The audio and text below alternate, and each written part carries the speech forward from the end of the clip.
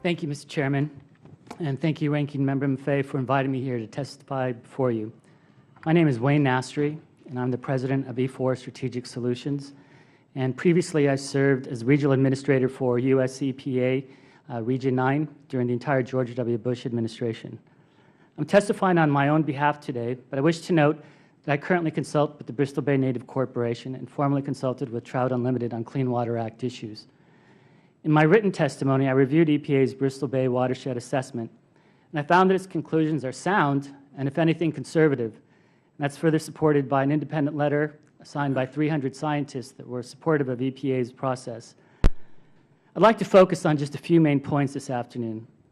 First, it's important to note that EPA was requested to take action in Bristol Bay by Alaskans who sought assistance on an issue that threatens their sustainable economy, their jobs, their culture, and their ability to live in the areas they have for thousands of years.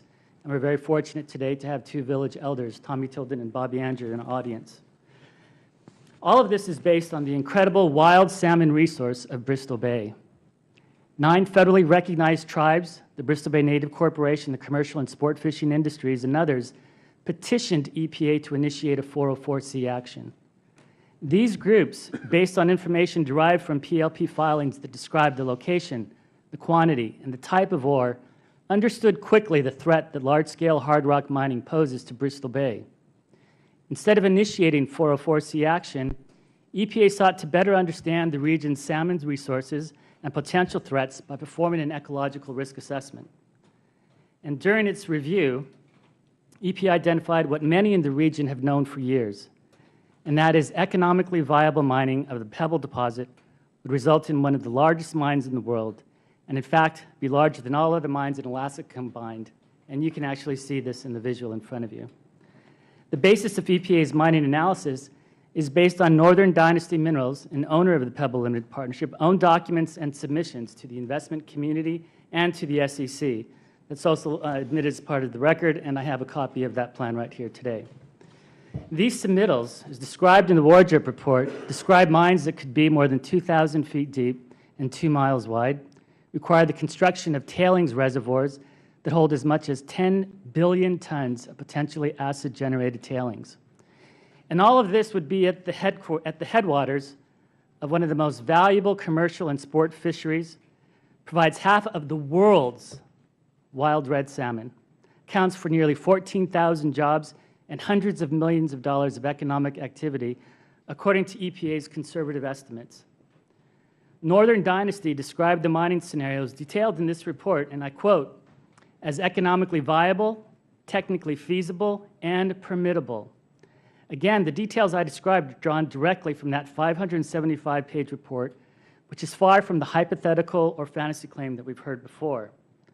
With regards to authority to conduct the assessment, EPA clearly has it under Section 104A, B, and importantly, the support of this assessment is astounding.